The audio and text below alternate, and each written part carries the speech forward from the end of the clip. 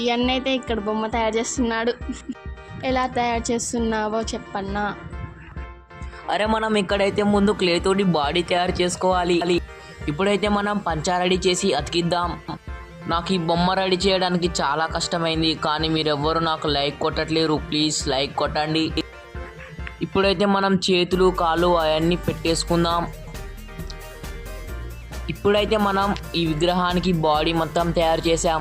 ఇప్పుడైతే నెక్ తయారు చేద్దాం. ఇప్పుడైతే మనకి నెక్ అయితే వచ్చింది. ఇప్పుడు ఫేస్ పెట్టేద్దాం. మన ఫేస్ రెడీ అయిన తర్వాత హెయిర్ కోసం ఇలా బంకమట్టిని అతికిద్దాం. చాలా కష్టపడిన తర్వాత మన బొమ్మ అయితే రెడీ అయింది. ఇదే బొమ్మనో ఒకసారి కామెంట్ చేయండి. చూస్తే ఇదైతే రాముడు బొమ్మ. ఎవరికైతే రాముడు అయితే ఇష్టమో లైక్ షేర్ అండ్ సబ్స్క్రైబ్ చేసుకోండి.